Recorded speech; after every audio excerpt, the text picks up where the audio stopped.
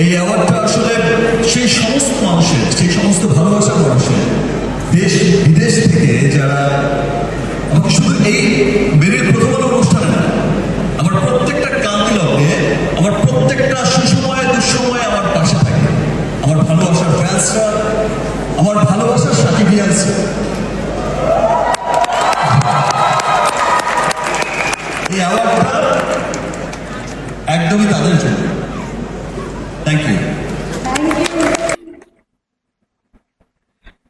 এই ভালোবাসা, এই অ্যাওয়ার্ড, এটা আপনাদের জন্য।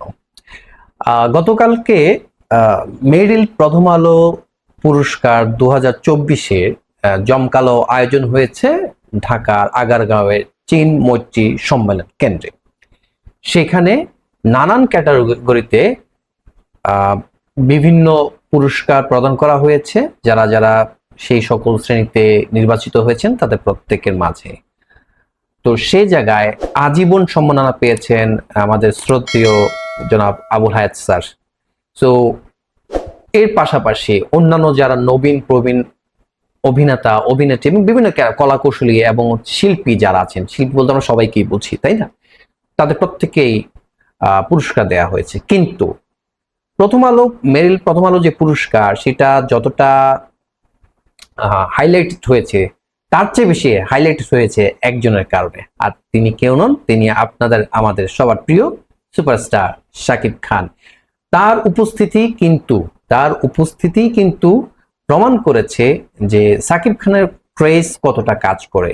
সেটার জন্য মেরিল প্রথম আলো পুরস্কার তো এমনিই জনপ্রিয়, আমরা জানি, এটা অনেক বছর ধরে হয়ে আসছে। সেই জায়গাটুকুতে এইটা যতটুকু প্রচারিত হয়, রেকর্ড হওয়ার পরে একটা নির্দিষ্ট সময় পরে আপনার মাছরাঙ্গা টেলিভিশন এবং প্রথম আলোর নিজস্ব চ্যানেলে এটা আসবে। তো সেই ক্ষেত্রে তারা এটা আমরা দেখতে পাই, বাট তেমন একটা ক্রেজ কাজ করে না যে কে হলো কে হয়নি, এরকম একটা সবসময় হয়ে থাকে। যাদের ক্রেজ কাজ করে তারা তো খবর রাখেন। বাট গতকালকে যেটা হয়েছে সেটা অসামান্য একটা কীর্তি হয়েছে, বিশেষত শাকিব খান এবং তার ফ্যানদের জন্য। তার উপস্থিতি কিন্তু প্রমাণ করেছে কেন তিনি সুপারস্টার, কেন তিনি মেগা স্টার বলে ভূষিত হয়েছেন। তো সেই জায়গায় উনি কিন্তু কালকে দুটো পুরস্কার পেয়েছেন। আমি আবার বলছি, দুটো পুরস্কার পেয়েছেন। একটা হচ্ছে, প্রথমটা যেটা, সেটা হচ্ছে তার বিশেষ সম্মাননা দেয়া হয়েছে। কেন দেয়া হয়েছে? সেই বিশেষ সম্মাননাটা দেয়া হয়েছে আপনার শাকিব খানের চলচ্চিত্র অঙ্গনে 25 বছর পূর্তি উপলক্ষে, এখন 26 চলছে, 25 বছর পূর্তি উপলক্ষে তাকে এটা দেওয়া হয়েছে। দ্যাট মিনস তিনি 25টা বছর এই ইন্ডাস্ট্রিতে পরিশ্রম করে গিয়েছেন এবং বর্তমানে জনপ্রিয়তার তুঙ্গে আছেন। সেটা তাকে বিশেষভাবে সম্মানিত করা হয়েছে। এরপরে সেরা চলচ্চিত্র অভিনেতা হিসেবে পুরস্কার পেয়েছেন তুফান চলচ্চিত্রের জন্য। এবং এই যে ভিডিওটা দেখলাম, এটা কিন্তু ক্লিপটা দেখলাম, এটা কিন্তু সেই সেরা চলচ্চিত্র অভিনেতার তুফানের জন্য। গত বছর যেহেতু তুফান রিলিজ হয়েছিল, সেটার জন্য উনি পেয়েছেন। আর উনি কিন্তু একটা কথা বলেছেন, সেই কথাটা কিন্তু আপনারা অনেকেই খেয়াল করেছেন। এটা নিয়ে অনেক কথা হয়েছে, অনেক রকম ভাবে অনেক কিছু ভিডিও ছড়িয়েছেন।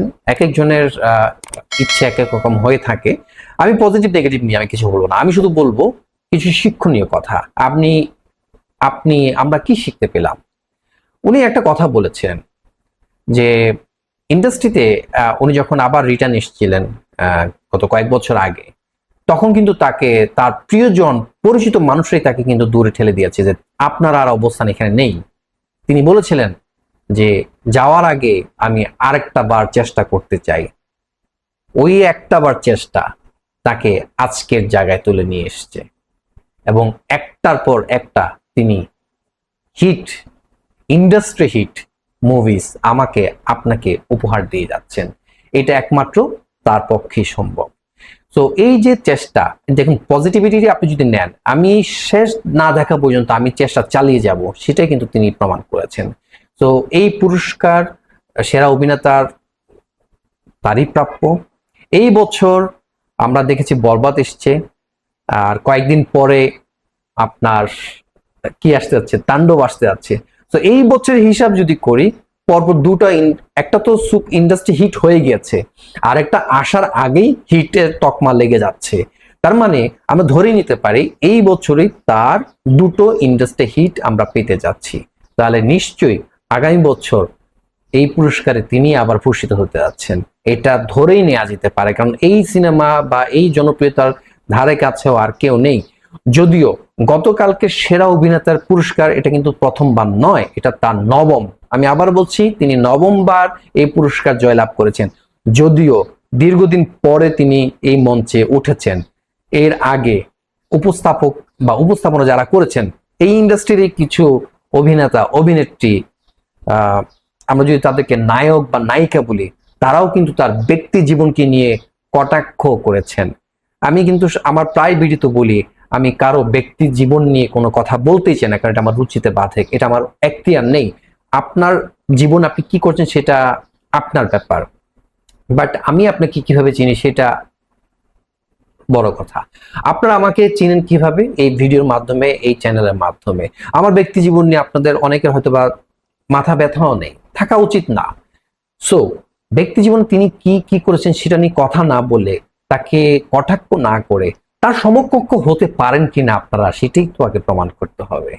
যারা কটাক্ষ করেছিলেন তারা আজকে কোথায়? আমি তাদের কারো নাম মেনশন করতে চাই না, তারা কিন্তু আজকে দেশে নেই, থাকতেই পারেননি। সো দিন শেষে যিনি সত্যের পথে থাকেন, যিনি পরিশ্রম করেন, তিনি টিকে যান। আর যারা এইভাবে তৈলমর্ধন করে চলতে থাকেন, চলতে পারেন, তারাই একটা সময় হারিয়ে যান। সো এটা আমার আপনার সবার জন্য একটা শিক্ষা। তো শাকিব খানের প্রতি অবশ্যই অভিনন্দন বার্তা রইল। আর আপনারা যারা দেখছেন সাকিবিয়ান, আপনারা তো খুশি, আমরাও খুশি, কারণ কালকে তিনি একটা পুরস্কার না, দুটো পুরস্কার পেয়েছেন। তার জীবনের এই রকম ধারা অবিরাম চলতে থাকুক। কেন? এতে বাংলা সিনেমা ইন্ডাস্ট্রি মঙ্গল। সাকিব খান থাকলে ইন্ডাস্ট্রি এগিয়ে যাবে, সাকিব খান না থাকলে ইন্ডাস্ট্রি আবারও হযবরল হবে। আমরা চাই না সেটা। আমরা চাই সাকিব খান থাকুক, তিনি তার মতো করে কাজ করুক, অন্য যারা শিল্পী কলাকুশলী আছেন তারাও তাদের মতো করে সিনেমা নিয়ে আসুক। এতে করে কি হবে? সিনেমার সংখ্যা বাড়বে, আস্তে ধীরে দর্শক সংখ্যা বাড়বে, আস্তে ধীরে হলের সংখ্যা বাড়বে, এবং চলচ্চিত্রে সেই সুদিন আবারও ফিরে আসবে। কেমন লাগলো আজকে ভিডিওটা? কমেন্ট করে জানাবেন, চ্যানেলটাকে সাবস্ক্রাইব করে রাখবেন। পরবর্তী ভিডিও দেখার আমন্ত্রণ রইল। আল্লাহ হাফেজ।